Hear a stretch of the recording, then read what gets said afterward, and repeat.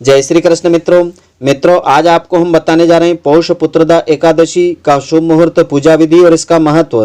तो जो भी स्त्री पुरुष इस व्रत को श्रद्धा के साथ करते हैं, भगवान विष्णु जी की कृपा से उनकी समस्त मनोकामनाएं पूर्ण होती है। निःसंतान दंपतियों को संतान की प्राप्ति होती है और जिनकी संतान है उनकी संतान को दीर्घ आयु की प्राप्ति होती है। समस्त मनोकामनाएं शीघ्र पूर्ण होती है। तो मित्रों, आप सभी का बहुत बहुत स्वागत है आपके अपने ही चैनल एस्ट्रो गुरुजी में। मित्रों, यदि आपने अभी तक हमारे चैनल को सब्सक्राइब यदि नहीं किया हो तो अभी सब्सक्राइब कर लें और बेल आइकन को अवश्य दबाएं, जिससे हमारे अगले आने वाले नए वीडियो की नोटिफिकेशन सबसे पहले आपके पास पहुंचे। आप नित्य नई ज्ञानवर्धक जानकारियां व नित्य का राशिफल हमारे चैनल से प्राप्त करते रहें। तो मित्रों, हर माह में पड़ने वाली 2 एकादशी के अनुसार साल में 24 एकादशी का व्रत किया जाता है। व्रतों में सबसे महत्वपूर्ण व्रत जो होता है एकादशी का व्रत माना जाता है। वहीं इन्हीं एकादशियों में से पौष मास में शुक्ल पक्ष की एकादशी पौष पुत्रदा एकादशी कहलाती है, जो इस बार दिनांक 24 जनवरी 2021 को रहेगी। पौष पुत्रदा एकादशी के दिन भगवान विष्णु जी की पूजा की जाती है। तो मान्यता यह है कि यह व्रत करने वालों की सारी मनोकामनाएं भगवान विष्णु जी की कृपा से पूर्ण होती है। साथ ही नाम से विदित है कि यह व्रत संतान प्राप्ति के लिए इस व्रत को करना उत्तम माना गया है। तो इस दिन का शुभ मुहूर्त इस प्रकार से रहेगा। दिनांक 24 जनवरी 2021 को पौष पुत्रदा एकादशी का व्रत रहेगा। इस व्रत के पारण का समय रहेगा दिनांक 25 जनवरी 2021 को प्रातःकाल 7:12 से आरंभ होकर के तो प्रातःकाल 9:21 का जो समय रहेगा, इस समय अवधि में आपको इस व्रत का पारण कर लेना चाहिए। इसकी समय अवधि रहेगी 2 घंटा 8 मिनट की रहेगी। तो इस व्रत को रखने के खास नियम इस प्रकार से है। यह व्रत 2 प्रकार से रखा जाता है, निर्जला और फलाहारी या जलीय व्रत। तो माना जाता है कि सामान्यतः निर्जल व्रत पूर्ण रूप से स्वस्थ व्यक्ति को ही रखना चाहिए। इसके तहत व्रत से एक दिन पहले सात्विक भोजन करना चाहिए। प्रातःकाल स्नान करने के बाद इस व्रत का संकल्प लेना चाहिए। इसके बाद गंगा जल, तुलसी दल, तिल, फूल, पंचामृत से भगवान विष्णु जी की पूजा अर्चना करना चाहिए। व्रत के अगले दिन किसी जरूरतमंद व्यक्ति या किसी ब्राह्मण को भोजन करावें। दान दक्षिणा आदि देकर के इस व्रत का पारण करें। इस व्रत को निर्जल यानी बिना जल से किया जाता है। यदि विशेष परिस्थितियों में व्रत करने की क्षमता नहीं है तो संध्या काल में दीपदान के पश्चात फलाहार कर सकते हैं। निःसंतान दंपतियों के लिए यह व्रत खास माना गया है। एकादशी तिथियों में पुत्रदा एकादशी का विशेष स्थान है। निःसंतान दंपतियों के लिए यह व्रत बहुत ही महत्व रखता है। यह व्रत संतान प्राप्ति और संतान उन्नति की कामना से किया जाता है।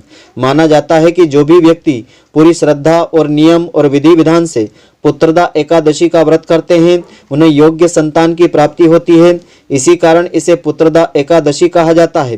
पौष माह में पड़ने के कारण इसे पौष पुत्रदा एकादशी कहते हैं। पौष पुत्रदा एकादशी की पूजा विधि इस प्रकार से है। पौष पुत्रदा एकादशी के दिन श्रद्धा पूर्वक भगवान विष्णु जी का पूजन किया जाता है। तो इस व्रत की विधि इस प्रकार से है। पौष पुत्रदा एकादशी का व्रत रखने वाले श्रद्धालुओं को व्रत से पूर्व दशमी के दिन एक समय सात्विक भोजन ग्रहण करना चाहिए। व्रत करने वाले को संयमित और ब्रह्मचर्य का पालन करना चाहिए। हर एकादशी तिथि की तरह पौष पुत्रदा एकादशी व्रत के नियम भी दशमी तिथि से आरंभ हो जाते हैं। इसलिए यदि आप एकादशी का व्रत करने जा रहे हैं तो दशमी तिथि को दूसरे प्रहर का भोजन करने के बाद सूर्यास्त के बाद भोजन आप नहीं करें। प्रातःकाल स्नान के बाद इस व्रत का संकल्प लेकर के भगवान विष्णु जी का ध्यान करें। गंगाजल, तुलसी दल, तिल, फूल, पंचामृत से भगवान नारायण की पूजा अर्चना करें। इस व्रत में व्रत रखने वाले बिना जल के रहना चाहिए। यदि व्रती चाहे तो संध्या काल में दीपदान के पश्चात फलाहार कर सकते हैं और व्रत के अगले दिन यानी द्वादशी पर किसी भी जरूरतमंद व्यक्ति या योग्य ब्राह्मण को भोजन करवा करके दान दक्षिणा आदि देकर के संतुष्ट करें और इस व्रत का पारण करना चाहिए। तो संतान की कामना के लिए यह व्रत किया जाता है। संतान की कामना के लिए इस दिन भगवान कृष्ण जी के बाल स्वरूप की पूजा अर्चना की जाती है। इसके लिए प्रातःकाल पति पत्नी को साथ में भगवान श्री कृष्ण जी की उपासना करना चाहिए। उन्हें पीले फल, पीले फूल, तुलसी दल, पंचामृत अर्पित करना चाहिए। इसके बाद संतान गोपाल मंत्र का जाप करना चाहिए। मंत्र जाप करने के बाद पति पत्नी संयुक्त रूप से प्रसाद ग्रहण करें। एकादशी के दिन भगवान कृष्ण जी को पंचामृत का भोग अवश्य लगावें और उनकी यह पुण्यदायिनी कथा अवश्य श्रवण करें, जिससे कि इस व्रत का संपूर्ण फल प्राप्त होता है। तो कथा इस प्रकार से है। एक समय की बात है कि भद्रावती नगर में सुकेतु नाम का जो राजा था वह राज्य करता था। राजा सुकेतु और उसकी रानी शेव्या के यहाँ कोई संतान नहीं थी। इसके कारण दोनों पति पत्नी बेहद दुखी रहा करते थे। एक दिन राजा सुकेतु ने अपनी रानी शेव्या के साथ वन में जाने का मन बना लिया और अपना राजपाट मंत्री को सौंप करके निकल पड़े। वन में पहुंचने के बाद राजा सुकेतु के मन में आत्महत्या करने का विचार आया, लेकिन फिर उनके अंतर मन से आवाज आई कि आत्महत्या करने से बड़ा पाप और कोई नहीं होता है। इसके बाद अचानक राजा सुकेतु के कानों में वेदों के पाठ गूंजने लगे और राजा सुकेतु और उनकी पत्नी उस ध्वनि को सुनते हुए साधुओं के पास पहुंची, जहां साधुओं ने उन्हें पौष पुत्रदा एकादशी व्रत के महत्व के बारे में ज्ञात करवाया।